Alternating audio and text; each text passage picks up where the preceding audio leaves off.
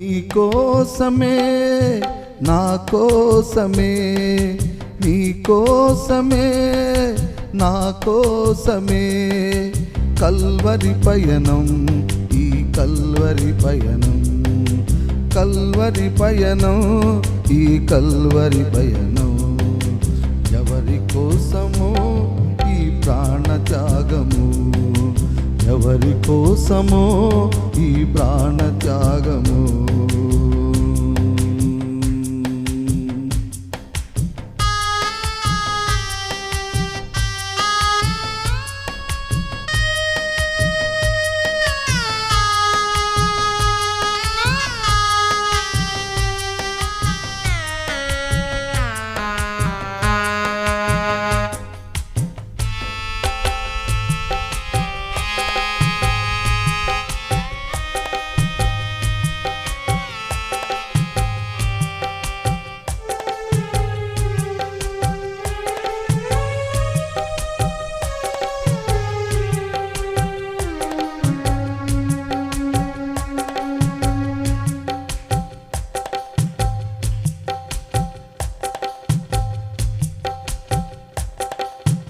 ఏ పాపము ఎరుగని నీకు ఈ పాపలోకమే సిలువ వేసిందా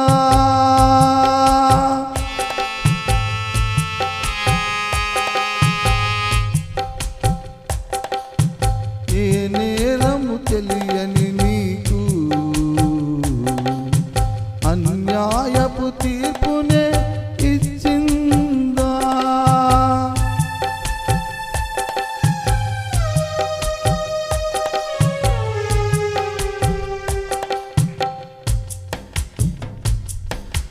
ఏ పాపము ఎరుగని నీకు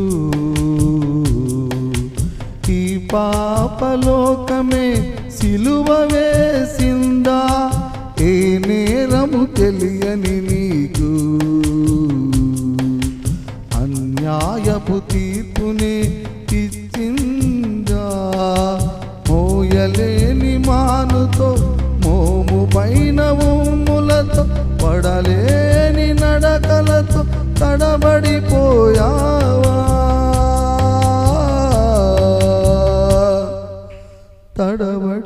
తడబడిపోయావా సోలివాలి పోయావా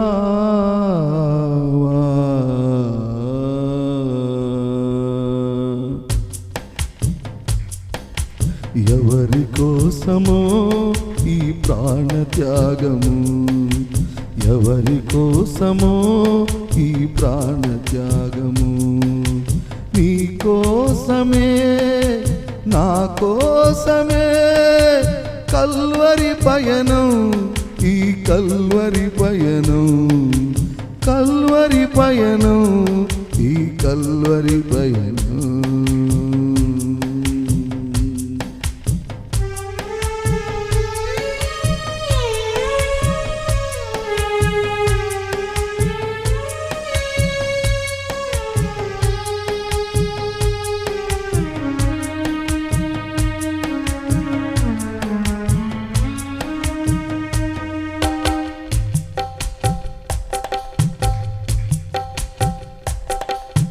జీవ కిరీటం మాకు ఇచ్చావు ముళ్ళ కిరీటం నీకు పెట్టాము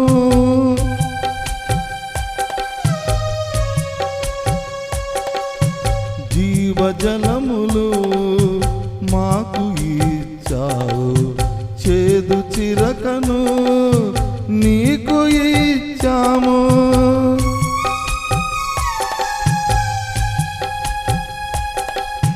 జీవ కిరీటం మాకు ఇచ్చావు ముళ్ళ కిరీటం నీకు పెట్టాము జీవజలములు మాకు ఇచ్చావు చేదు చిరకను నీకు ఇచ్చాము మా ప్రక్కల ఉండి మమ్ము కాపాడుతుండగా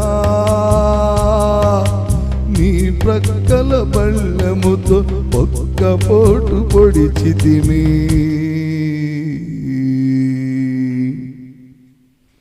ఆ ఆ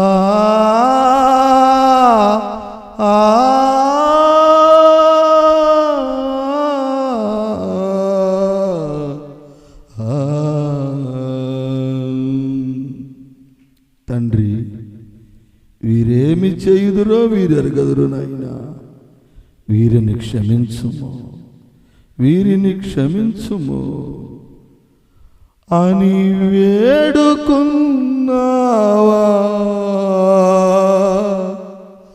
పరమ తండ్రి.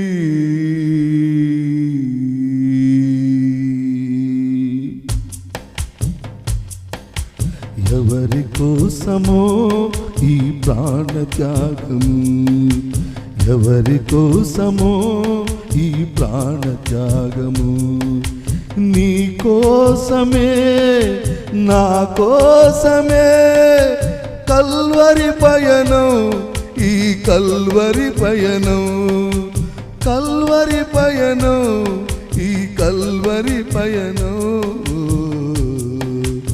ఎవరి కోసమో ఈ ప్రాణత్యాగము, ఎవరి కోసమో ఈ ప్రాణత్యాగము. ఆ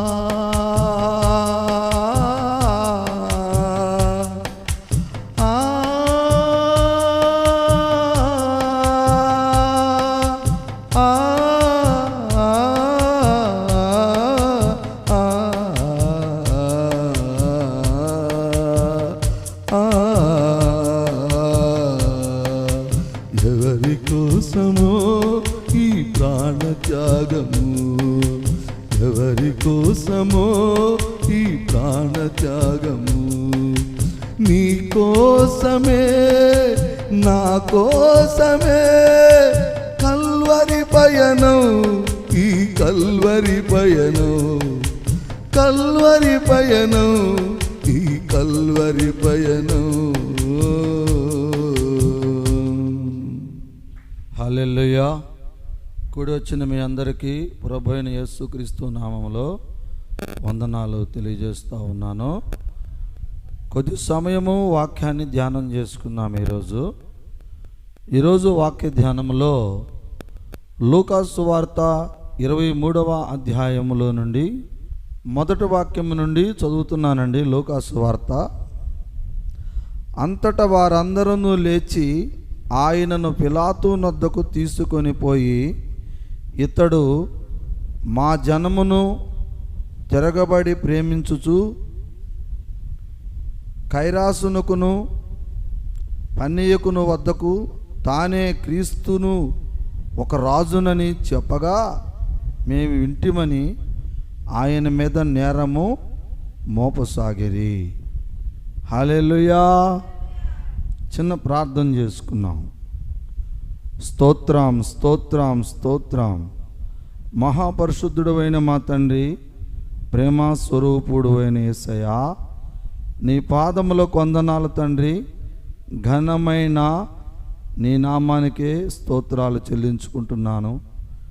సర్వోన్నతుడివి, సర్వలోకాధికారివై నాయనా, ఈ లోకంలో ఉన్నటువంటి సమస్త ప్రజలందరినీ కూడా రక్షించుకొని నీవు నిర్మించబోతున్నటువంటి నీ నూతన రాజ్యములోనికి వారసులుగా చేయాలని నీ ప్రణాళిక, నీ సంకల్పమై ఉన్నది కనుక అయ్యా, ఎవరైతే నీ యందు ప్రేమ కలిగి విశ్వాసము కలిగి నీ సన్నిధికి వస్తున్నారో వారందరినీ కూడా నాయనా నీవు ప్రేమించి వారిని నీ రాజ్యములో చేర్చుకుంటున్నావని మేము నమ్ముచున్నాము.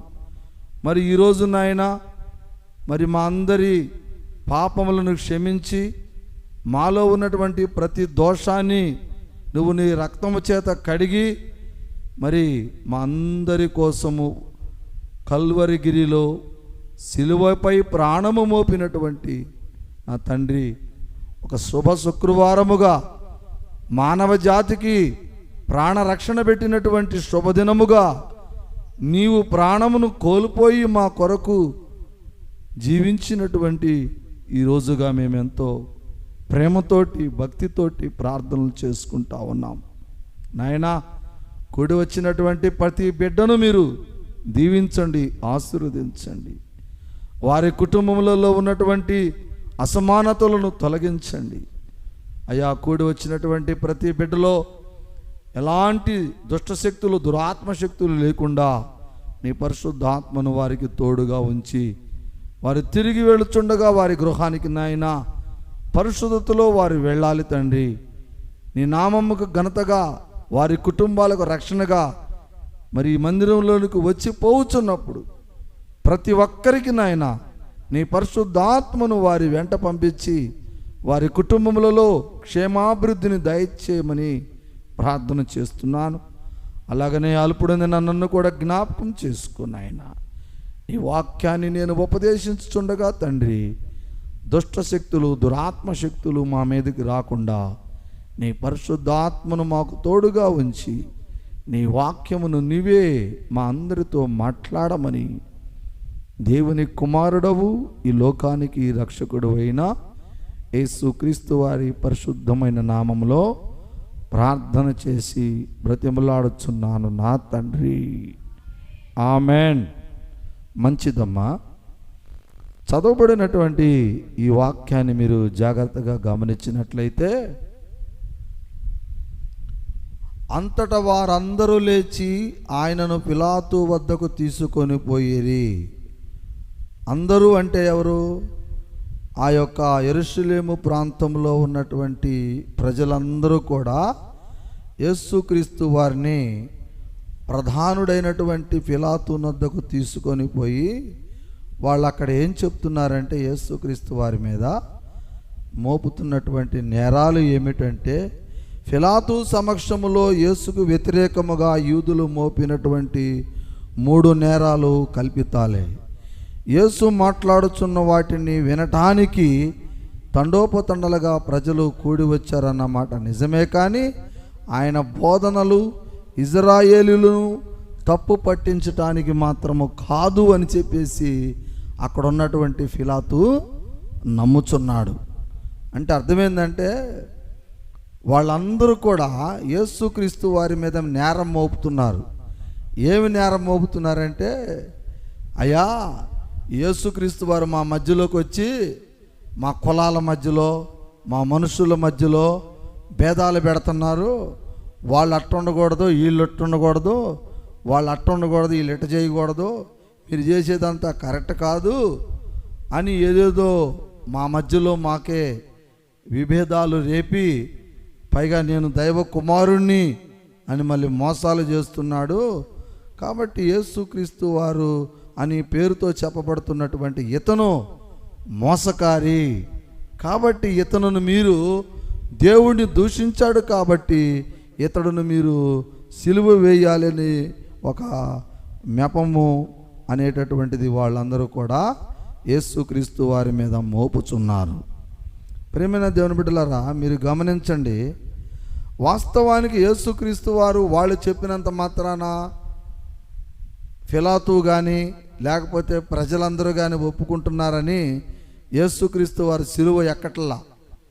ఎందుకు ఎక్కడంటే, ఆయన దేవుని చిత్తములో ఒకటి నెరవేర్చబడాలని దేవుని వాక్యం ఒకటి ఉంది.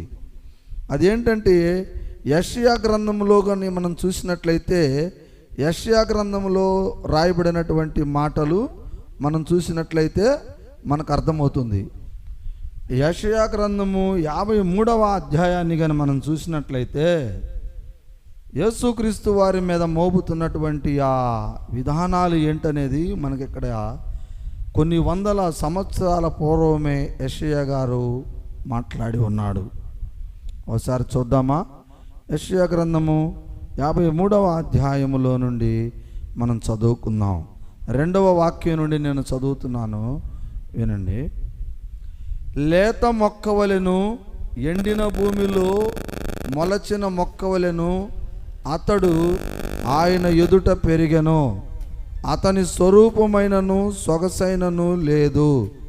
మనం అతనిని చూచి ఆపేక్షించున్నట్లుగా అతని యందు స్వరూపమేమీ లేదు.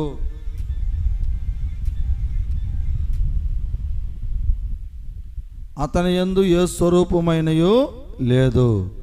చూడండి 3వ వాక్యంలో చెప్తున్నాడు, అతడు తృణీకరింపబడిన వాడును, ఆయనే మనుష్యుల వలన విసర్జింపబడిన వాడును, వ్యసనక్రాంతుడుగాను వ్యాధిని అనుభవించువాడుగాను మనుషులు చూడనల్లని వాడుగాను ఉండెను. అతడు తృణీకరింపబడిన వాడు కనుక మనము అతనిని ఎన్నిక చేయకపోతిమి. నిశ్చయముగా అతడు మన రోగములను భరించెను, మన వ్యసనములను సహించెను. అయినను ఆయన మెత్తబడని వానిగా, దేవుని వలన బాధింపబడిన వానిగాను, శ్రమ పొందిన వానిగాను ఎంచబడెను. అక్కడ రాయబడినటువంటి మాటలు ఏంటంటేనండి, ప్రవచనాలు.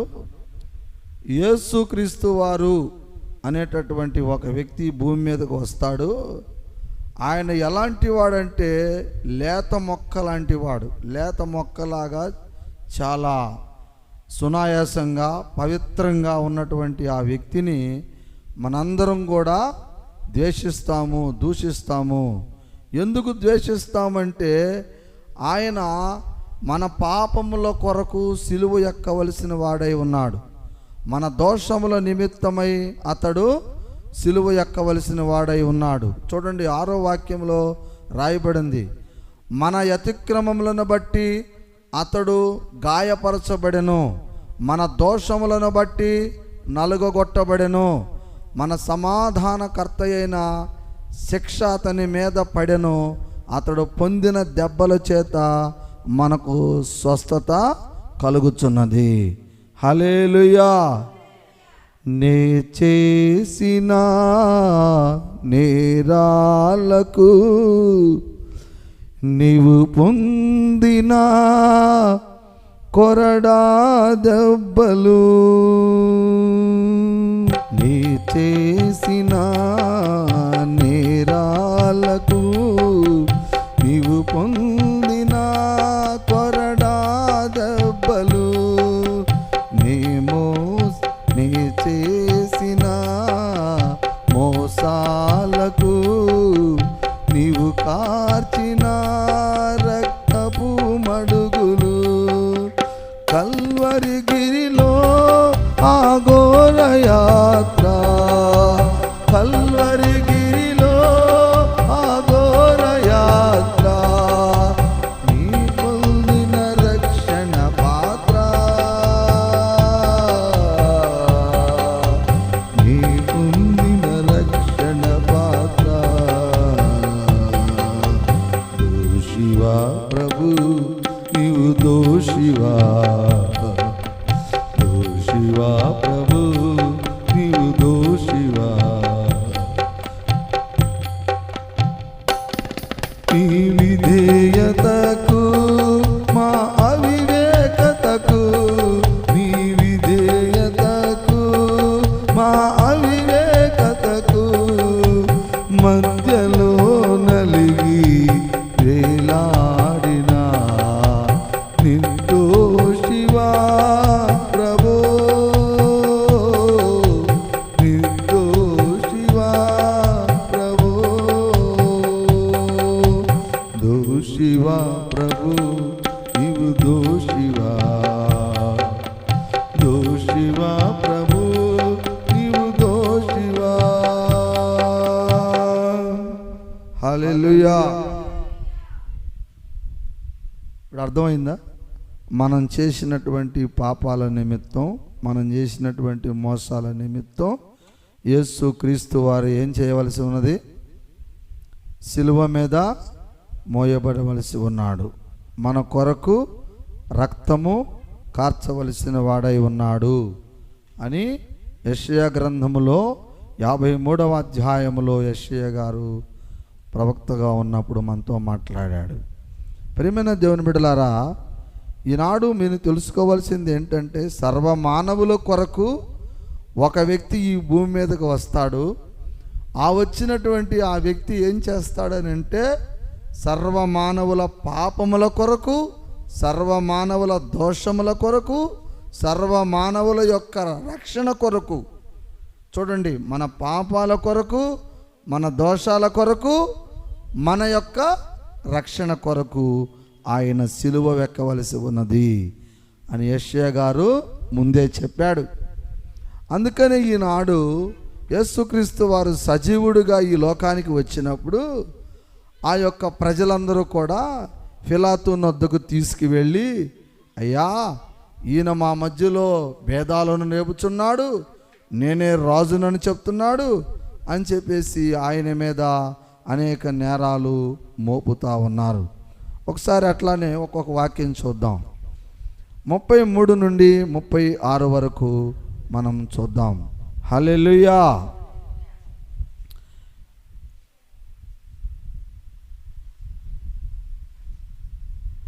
ముప్పై 33 నుండి చూసినట్లే, వారు కపాలమనబడిన స్థలమునకు వచ్చినప్పుడు అక్కడ కుడివైపునకును ఎడవైపునకును ఒకనిని ఆ నేరస్తులు ఆయనతో కూడా సిలువ వేసిరి.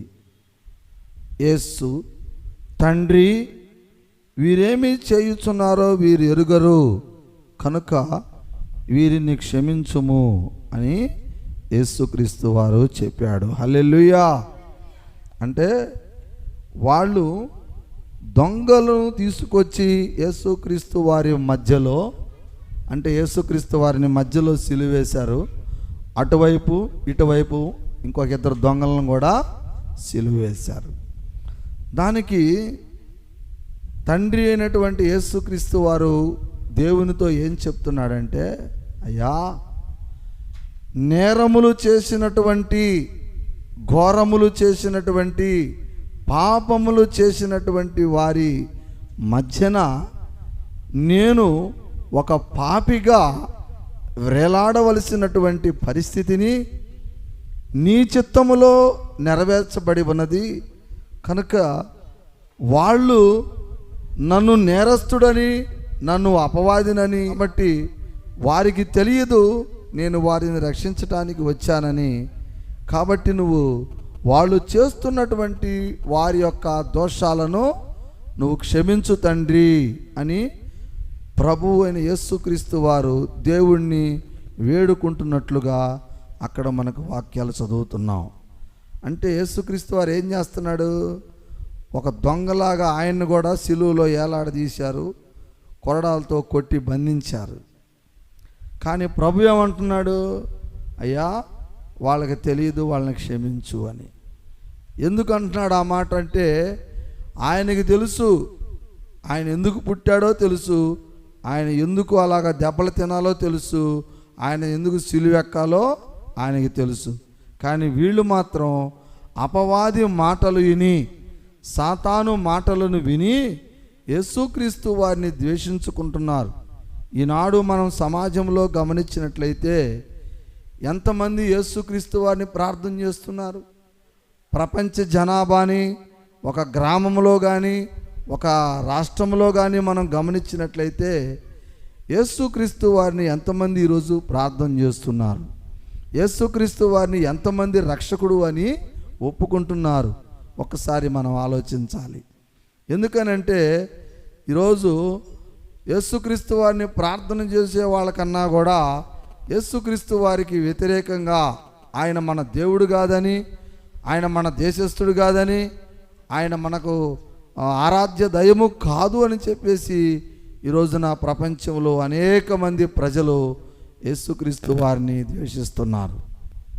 కానీ దేవుడు అంటున్నాడు, యేసయ్య అంటున్నాడు, అయ్యా, నేను నిజంగా వాళ్ళని రక్షించటానికి నేను సిలువ వెక్కుతున్నాను, నా ప్రాణత్యాగం చేస్తున్నాను, కానీ వాళ్ళకే అర్థం కావట్లేదు. కాబట్టి వాళ్ళను నువ్వు క్షమించు, వాళ్ళను నువ్వు క్షమించాల్సిన బాధ్యత నీకు కూడా ఉంది తండ్రి అని చెప్పేసి తండ్రిని వేడుకుంటా ఉన్నాడు. ప్రియమైన దేవుని బిడ్డలారా, మీరు గమనించవలసిన విషయం ఏంటంటే ఇక్కడ మెయిన్గా మనము యేసుక్రీస్తు వారిని నిజమైన రక్షకుడుగా ఎందుకు అంగీకరించాలో లోకంలో ప్రజలందరికీ చాలామందికి తెలియదు. ఎందుకనంటే వాళ్ళ యొక్క ఆచారాల ప్రకారంగా, వాళ్ళ దేశం యొక్క సాంప్రదాయాలు కావచ్చు, వారి కులాచారాలు కావచ్చు, వాళ్ళ మతాచారాలు కావచ్చు, ఆ ఆచారాల ప్రకారంగా ఏంటంటే మా దేవుడు మా ఇష్టం మా లెక్క అనే ఆలోచనతోటే ఉంటారు తప్ప నిజమైన రక్షకుడు యేసుక్రీస్తు వారు అనేటటువంటి ఆలోచన ఈనాడు సమాజంలో చాలామందికి తెలియనటువంటి పరిస్థితులు ఉన్నాయి. అందుకే యేసుక్రీస్తు వారు వాళ్ళకి తెలియదు అని యేసుక్రీస్తు వారికి తెలుసు కాబట్టే యేసుక్రీస్తు వారు సమస్త ప్రజలను, అంటే నన్ను గుర్తెరగనటువంటి బిడ్డలను కూడా నువ్వు క్షమించాలి తండ్రి అని యేసుక్రీస్తు వారు ప్రార్థన చేస్తూ ఉన్నాడు. ఈనాడు మీరు గమనించినట్లయితే మరి ప్రపంచంలో ఎన్నో 33 కోట్ల దేవతలను ఈరోజు మనం ప్రార్థనలు చేస్తూ ఉన్నాం. ఒకసారి మనం గమనించాలి, ఏమనంటే మన కొరకు ప్రాణము పెట్టినటువంటి దేవతలు దేవుళ్ళు ఎవరు ఈ లోకంలో? ఇప్పుడు ఒకటి గుర్తుపెట్టుకోండి, జన్మనిచ్చినటువంటి తల్లిదండ్రులు తన కన్న బిడ్డ కోసం ప్రాణాన్నైనా ఇవ్వటానికి ఇష్టపడతారు, అంతేనా? ఇప్పుడు ఒక తల్లి తండ్రి ఒక ఫ్యామిలీ ఒక పడవలో ప్రయాణిస్తుంది అనుకో, సుడిగుండాల మధ్యలోకి వచ్చినప్పుడు పడవలో ఉన్నటువంటి వారు ఒకళ్ళిద్దరూ తగ్గితే పడవ సురక్షితంగా గమ్యానికి చేరిద్ది అనే నమ్మకం కలిగినప్పుడు మీరు గమనించండి ప్రియమైన దేవుని బిడ్డలారా, కొడుకు తండ్రి తల్లి బిడ్డ ముగ్గురు ఉన్నప్పుడు మొట్టమొదటిగా పడవలో నుండి ఎవరు దిగిపోతారు? తండ్రి దిగిపోతాడు. ఎందుకంటే తల్లి ఉంటే చాలు బిడ్డను కాపాడుకుంటుంది, నేను లేకపోయినా పర్వాలేదు అనుకొని తండ్రి మొట్టమొదటిగా ప్రాణత్యాగం చేస్తాడు. అలాగనే ఈ రోజున నిజమైనటువంటి తండ్రి ఎవరు? సర్వ మానవ జాతికి నిజమైన తండ్రి ఎవరు అంటే మన పాపములను, మన దోషాలను, మనం చేసినటువంటి అనేకమైనటువంటి మోసక్రియలను, మనం చేసినటువంటి చెడ్డ క్రియలను క్షమించి మనల్ని పరిశుద్ధులుగా చేసేటటువంటి ప్రేమ కలిగినటువంటి వ్యక్తి ఎవరు అనేది మనం ఈ రోజున ప్రతి ఒక్కరము ఆలోచించవలసిన వారమై ఉన్నాం. ఈ భూమి మీద, ఈ భూమి అంతటి మీద కూడా మరి సర్వ దేవతలు అనబడుతున్నటువంటి వీరందరినీ మీరు గమనించినట్లయితే వాళ్ళందరిలో ఎవరు మన కోసం ప్రాణత్యాగం చేశారు అనేది మనం జాగ్రత్తగా గమనించినట్లయితే ఈ లోకంలో ప్రభు అయినటువంటి యేసుక్రీస్తు వారు ఒక్కరు మాత్రమే మనకు ఒకపడుతున్నట్లుగా బైబిల్ చెప్తా ఉంది. ఈ బైబిలే కాదు, మనం రాసుకున్నటువంటి హిందూ పురాణాలలో కానీ ఖురాన్లో కూడా ఉందని చెప్పి కొంతమంది మన దేవుని బిడ్డలు చదివిన వాళ్ళు చెప్తున్నారు. ఖురాన్లో కూడా యేసుక్రీస్తు వారి గురించి ఉంది, అలానే హిందూ ధర్మశాస్త్రాల్లో ఉంది, సిక్కుములో ఉంది. అన్ని ధర్మశాస్త్రాల్లో కూడా యేసుక్రీస్తు అనే మాట కాకుండా ఒక రక్షకుడు ఈ భూమి మీద ప్రజల కోసం ప్రాణం పెడతాడు అనే విధంగా రాయబడి ఉంది. ఒక సర్వోన్నతుడు, ఏమంటే ఒకటి గుర్తుపెట్టుకోండి, మనము తెలుగులో ఏమంటాం? అమ్మ నాన్న అంటాం, అంతేనా? ఇంగ్లీష్లో అయితే మమ్మీ డాడీ అంటాం, హిందీలో అయితే మాతాజీ పితాజీ అంటారు. ఇక మనం రకరకాల భాషల్లో పోతూ ఉంటే అర్థం ఒకటే, కాకపోతే పదాలు మారుతూ ఉంటాయి. అట్లాగనే బైబిల్లోనేమో క్రీస్తు అని రాయబడి ఉంది, ఖురాన్లో అయితే మరి ఈసా అని రాయబడి ఉంటుంది, మరి ఇంకొక గ్రంథంలో అయితే మరి రక్షకుడు అని రాయబడి ఉంటుంది, ఇంకొక గ్రంథంలో అయితే సర్వోన్నతుడు అని రాయబడి ఉంటుంది. అంటే ఈసా అన్నా, మరి యేసుక్రీస్తు జీసస్ అన్నా, రక్షకుడన్నా పదాలు మారినాయి కానీ వ్యక్తి ఒక్కడే, తెలుసుకోండి. కానీ వీళ్ళు ఏమనుకుంటారంటే అట్టట కాదు, మా లెక్క మాదే, మా పదం మాదే, మీ యేసుకి మాకు సంబంధం లేదు అని చెప్పేసి చాలామంది ఈ రోజున దేవుడైనటువంటి దైవ కుమారుడైనటువంటి యేసుక్రీస్తు వారిని అంగీకరించలేనటువంటి పరిస్థితి. దీనికి ఒక చిన్న ఉపమానాన్ని మనం మాట్లాడుకుందాం. ఏంటంటే అది సముద్రము మొత్తం కూడా, ఈ ప్రపంచము సముద్రం అంతా కూడా ఒక్కటే. అర్థం చేసుకోండి. యేసుక్రీస్తు వారు పేర్లతో, అంటే ఒక్కొక్క గ్రంథములో ఒక్కొక్క పేరుతో విభజించబడి ఉన్నాడు తప్ప ఏ గ్రంథములో ఏ పేరుతో చెప్పినా ఆయనకే చెందుద్ది అనే మాటను మీకు అర్థమయ్యేలా చెప్పటానికి ఇప్పుడు ఒక ఉపమానాన్ని చెప్తున్నా. ఏమిటంటే అది ఏంటంటే చిన్న ఉదాహరణ చెప్తా, ఎక్కువ చెప్పను, మీకు అర్థమయ్యే లాంగ్వేజ్లో కరెక్ట్గా చెప్పేస్తా. ఇప్పుడు మన భూమి ఉన్నది, మన భూమి అంతటా కూడా నీళ్లు ఉన్నాయి. మనకు సైన్స్ ప్రకారం ఏం చెప్పిద్ది? 3 వంతులు నీరు, 1 వంతు భూభాగం. అంటే ఈ భూమండలం అంతా కూడా 7 గడ్డలుగా ఉన్నాయి. ఆసియా, ఆఫ్రికా, అంటార్కిటికా, ఆస్ట్రేలియా, మరి ఉత్తర అమెరికా, దక్షిణ, అట్లాగా కొన్ని 7 ఖండాలు, అంటే 7 గడ్డలే. ఈ 7 గడ్డలన్నిటినీ కలుపుకుంటూ సముద్రము అనేటటువంటిది ఒకటి ఆవరించి ఉంది. మన యొక్క భూమి సముద్రం అనేటటువంటి నీటి జలాల మధ్యలో 7 గడ్డలుగా ఉంది. ఒక్కొక్క గడ్డకి ఒక్కొక్క పేరు పెట్టుకున్నాం. అయితే ఇక్కడ మీరు తెలుసుకోవాల్సింది ఏంటంటే, ఇప్పుడు మన భారతదేశము ఆసియా ఖండం మంది. ఈ ఆసియా ఖండానికి తూర్పున ఉన్నటువంటి సముద్రాన్ని ఏమంటాం మనం? బంగాళాఖాతం అంటాం. దక్షిణాన ఉన్నటువంటి సముద్రాన్ని హిందూ మహాసముద్రం అంటాం. ఉత్తరాన ఉన్నటువంటి సముద్రాన్ని, మనకు సముద్రం లేదు కాబట్టి ప్రస్తుతానికి హిమాలయాలని చెప్తున్నారు. ఇక పరమటకు పోతే పరమట ఏం చెప్తాడు? అరేబియా మహాసముద్రం అంటాడు. అంటే మన యొక్క ఈ ఆసియా ఖండానికి ఉన్నటువంటి ఈ 4 దిక్కులను, తూర్పు, దక్షిణం, ఉత్తరం, పరమట అనేటటువంటి ఈ 4 దిక్కులలో సముద్రము 4 పేర్లతో పిలువబడుతుంది. బంగాళాఖాతం, హిందూ మహాసముద్రం, అరేబియా మహాసముద్రం. ఏమండి, సముద్రం ఒక్కటే, కానీ పేర్లు మాత్రం 4 రకాలుగా పిలుచుకుంటున్నాం.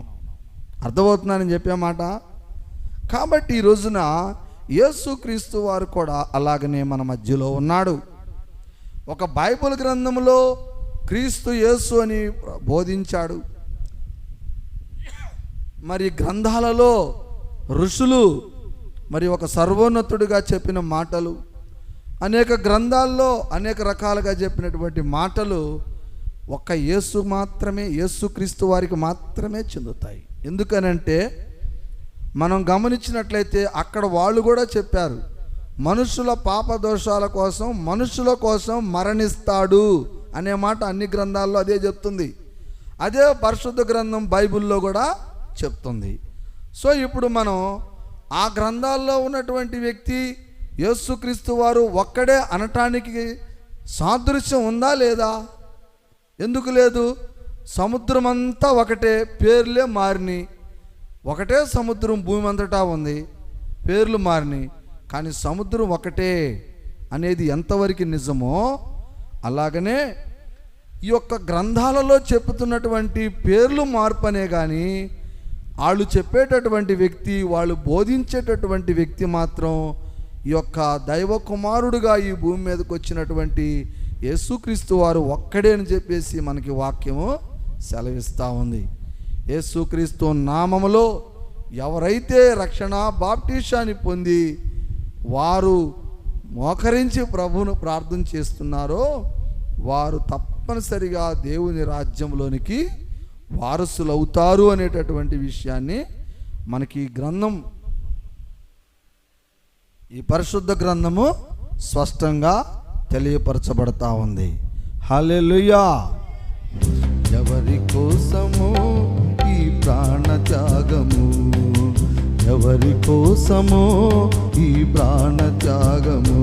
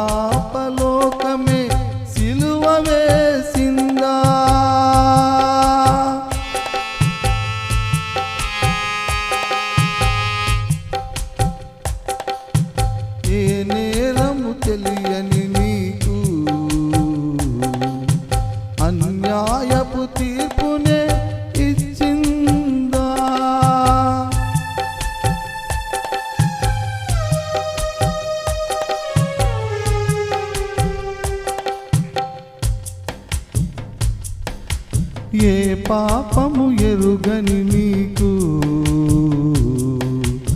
ఈ పాపలోకమే సిలువ వేసిందా? ఏ నేరము తెలియని నీకు అన్యాయపు తీర్పునే ఇచ్చిందా? మోయలేని మానుతో మోము పైన ఊములతో పడలేని నడకలతో తడబడిపోయావా?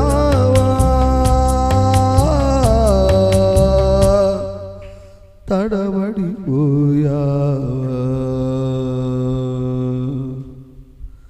సోలివాలి పోయావా?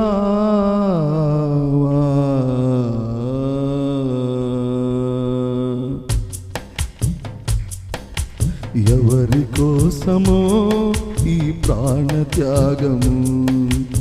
ఎవరి కోసమో ఈ ప్రాణ త్యాగము?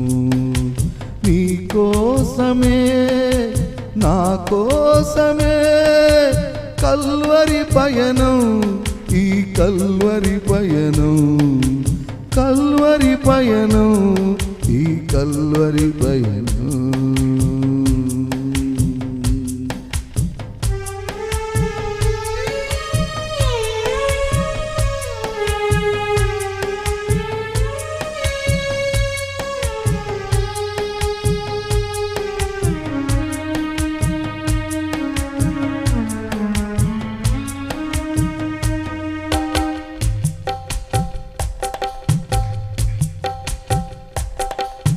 జీవ కిరీటం మాకు ఇచ్చావు, ముళ్ళ కిరీటం నీకు పెట్టాము.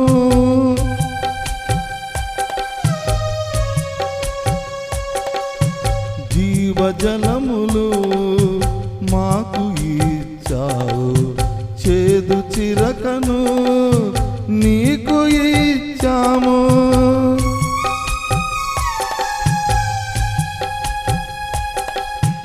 జీవ కిరీటం మాకు ఇచ్చావు, ముళ్ళ కిరీటం నీకు పెట్టాము. జీవజలములు మాకు ఇచ్చావు, చేదు చిరకను నీకు ఇచ్చాము. మా ప్రక్కల ఉండి మమ్ము కాపాడుచుండగా నీ ప్రక్కల బళ్ళెముతో ఒక్క పోటు పొడిచితిమి.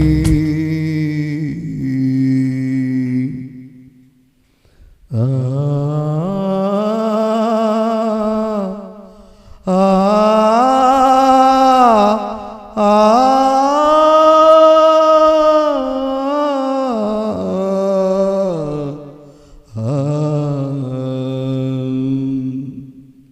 తండ్రి, వీరేమి చేయుదురో వీరెరగదురు నాయనా.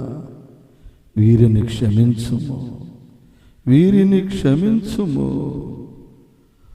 అని వేడుకున్నావా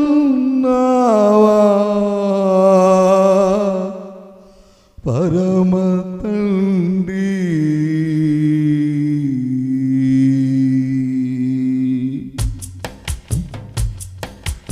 ఎవరి కోసమో ఈ ప్రాణ త్యాగము? ఎవరి కోసమో ఈ ప్రాణ త్యాగము? నీ కోసమే నా కోసమే కల్వరి పయనం, ఈ కల్వరి పయనం, కల్వరి పయనం, ఈ కల్వరి పయనం. ఎవరి కోసమో ఈ ప్రాణ త్యాగము? ఎవరి కోసమో ఈ ప్రాణ త్యాగము? ఆ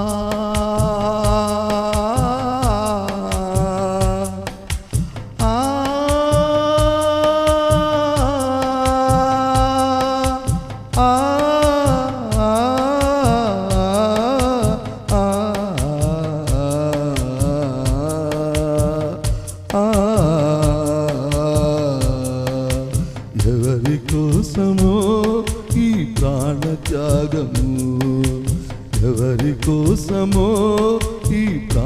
త్యాగము. నీ కోసమే నా కోసమే కల్వరి పయనం, ఈ కల్వరి పయనం, కల్వరి పయనం, ఈ కల్వరి పయనం. హల్లెలూయా.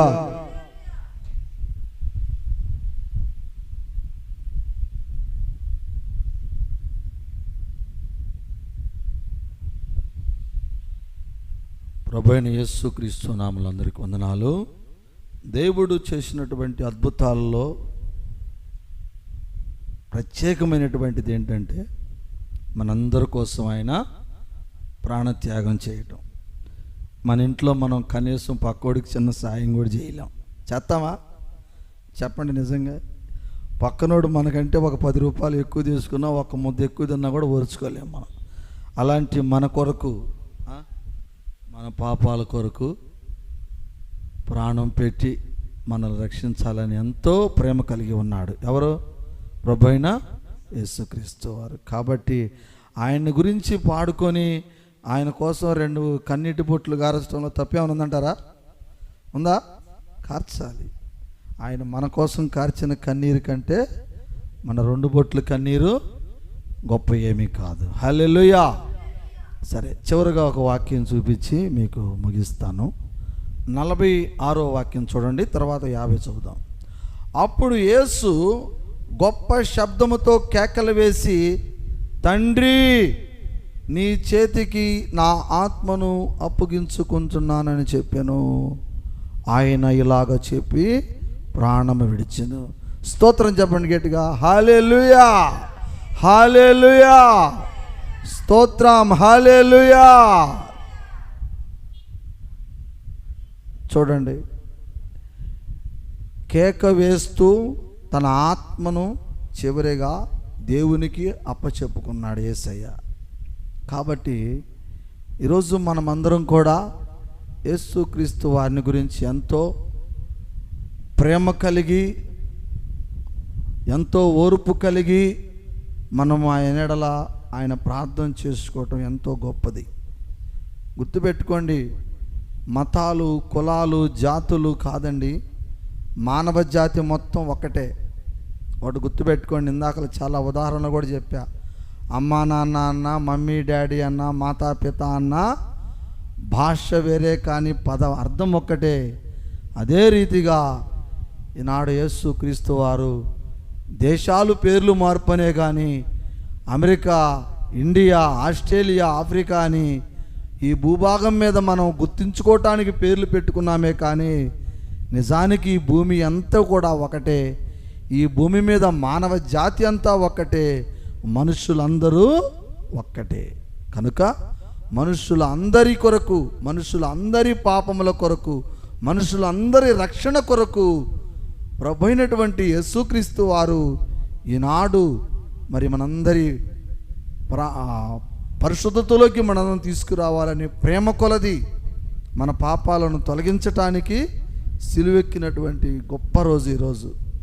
చాలామంది ఏంటంటే అన్యులు, మన యేసుక్రీస్తు వారిని నమ్ముకున్న వాళ్ళు కాదులే కానీ అన్యులు కొంతమంది అంటూ ఉంటారు, యేసుక్రీస్తు వారు సిలువ వేయబడ్డాడంటే ఆయనకి కాపాడుకోవడం చేతకాక ఆయనే సిలువలో బలయ్యాడు, మనల్ని కాపాడతాడు అని అనుకుంటుంటారు కొంతమంది, అందరూ కాదు. కానీ ఇప్పుడు మీకు ఇందాక ఒక ఉదాహరణ కూడా చెప్పా.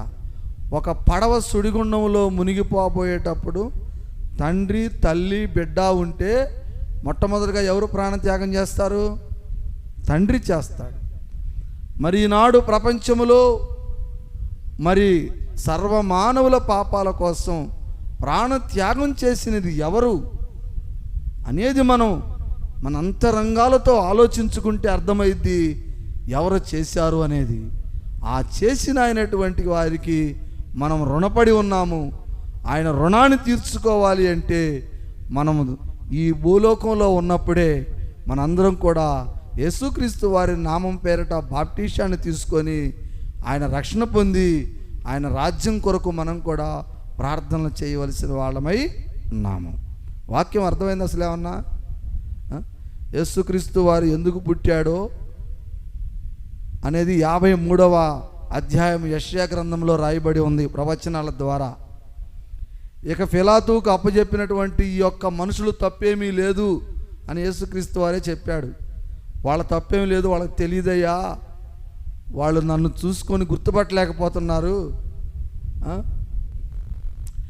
మన తల్లిదండ్రి ఇద్దరికి ముసుగు గప్పి మన ఎదురుగా తీసుకొచ్చి కొట్టమన్నారు అనుకో, మనం కొడతాం లేదా?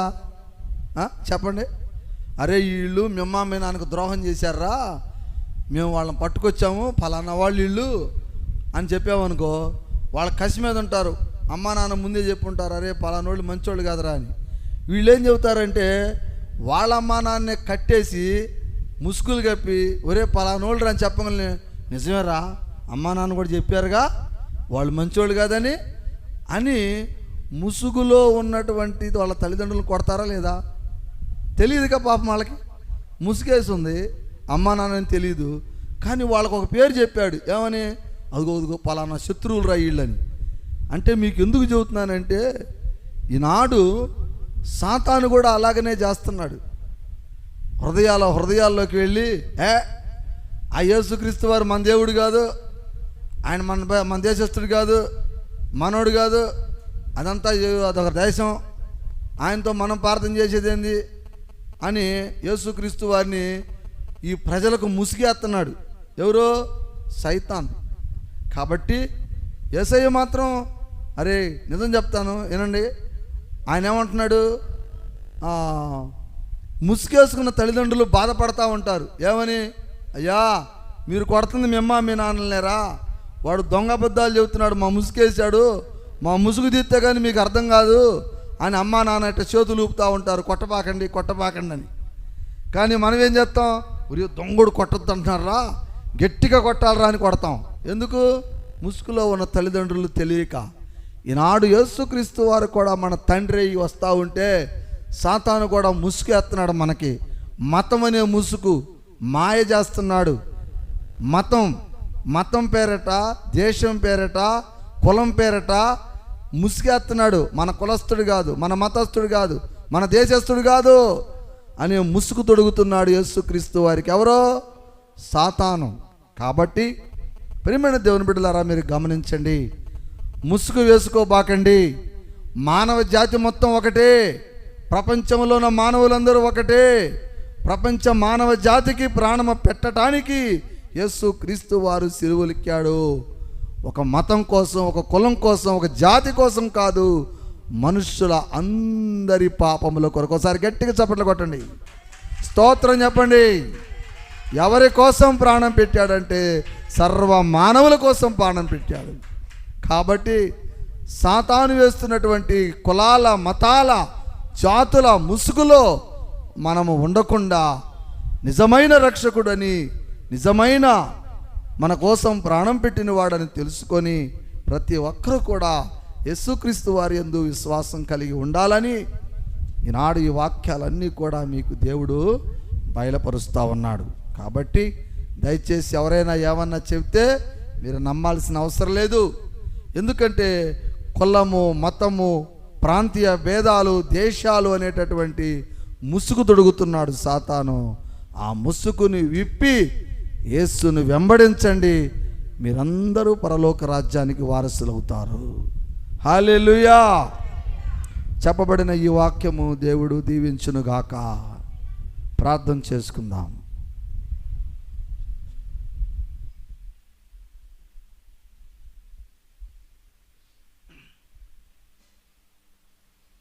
ప్రార్థన చేసుకుందాం. మోకరించగలిగిన వాళ్ళు మోకరించండి. స్తోత్రం, స్తోత్రం, స్తోత్రం, స్తోత్రం. సర్వోన్నతుడా, సర్వలోక రక్షకుడా యేసయ్యా, నీ పాదములకు వందనాలు తండ్రి. ఘనమైన నామానికి స్తోత్రాలు. ఇదిగో నాయనా, నీ బిడ్డలమైన మేము తండ్రి అయ్యా, ఇదిగో నాయనా, మరి ఈరోజు గుడ్ ఫ్రైడే శుభ శుక్రవారం దినాన మనుష్యుల పాపములు అందరి కొరకు మనుషులను పరిశుద్ధులుగా చేయటానికి, మమ్మలను సంతోషపెట్టడానికి, మమ్మలను నీ రాజ్యములో ఆనందముతో జీవింపజేయటానికి గుడ్ ఫ్రైడే అనేటటువంటి ఈ రోజున మా అందరి కోసం సిలువ ఎక్కావు అయ్యా. ఇంకా ఈ లోకంలో ప్రజలు ఇంకా కులము మతము ప్రాంతీయ భేదముతోటి ముసుగుతోనే ఉన్నారు, సాతాను ముసుగులోనే ఉన్నారు తండ్రి. అయ్యా ఆ ముసుగును నా తండ్రి మీరు విప్పండి, వారి అంతరంగములను మీరు తెరవండి, వారి హృదయంలో ఉన్నటువంటి ఆ ముసుగుని తీసివేయండి. సర్వ మానవుల కొరకు, సర్వ మానవ జాతికి, ప్రపంచంలో ఉన్నటువంటి సర్వ మానవుల కొరకు నువ్వు సిలువ ఎక్కావు నాయనా. ఒక మతానికి, ఒక కులానికి, ఒక జాతికి కాదు నా ప్రభువా, అందరి కొరకు నువ్వు నా తండ్రి సిలువ ఎక్కావు.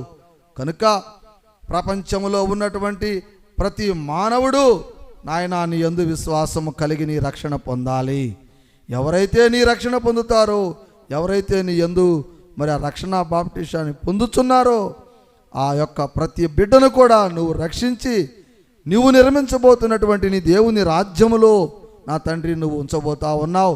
కనుక నాయనా ప్రతి ఒక్క బిడ్డ కూడా తప్పనిసరిగా రక్షణ పొందాలి.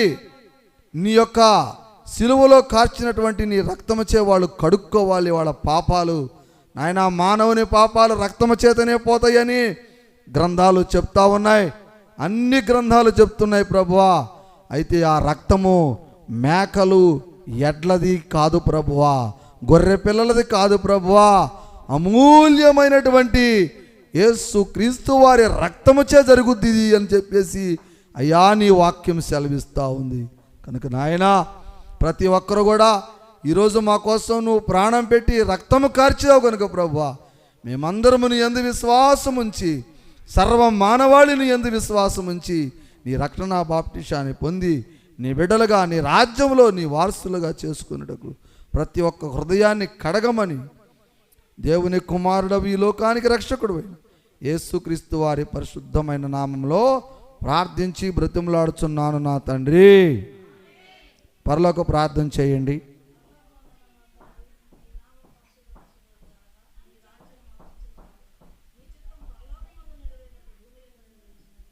అవునయ్యా మాకు దయచేయండి, అపరాధం చేసిన వాడిని మేము క్షమించినట్లుగా మా అపరాధం క్షమించండి, శోధ నుండి కీడు నుండి మమ్మల్ని తప్పించండి. చేతనగా రాజ్యము బలము శక్తి మహిమ నిరంతరం నీవై ఉన్నావు మా తండ్రి. ఆమెన్. తండ్రి అయిన దేవుని ప్రేమ, కుమారుడైన యేసుక్రీస్తు వారి యొక్క కృప, పరిశుద్ధాత్మాన్యోన్య సంహాసము కూడి వచ్చినటువంటి మనందరికీ, గ్రామంలో ఉన్న ప్రతి కుటుంబానికి, శబ్ద యంత్రం ద్వారా వింటున్న ప్రతి బిడ్డకును, లైవ్ ద్వారా చూస్తున్న ప్రతి బిడ్డకును సదాకాలం తోడయుండి నిత్యంతం పరలోకం వరకు నడిపించునుగాక. ఆమెన్. ప్రభు యేసు రక్తమే జయం, ప్రభు సిలువ రక్తమే జయం. యేసు క్రీస్తు నామమునందు మనందరికీ నిత్య జీవము కలుగునుగాక. ఆమెన్. అందరికీ ప్రభు అయిన యేసుక్రీస్తు నామములో వందనాలు తెలియజేస్తూ ఈ ఆరాధన కార్యక్రమాన్ని ఇంతటితో ముగిస్తా ఉన్నాను. హల్లెలూయా.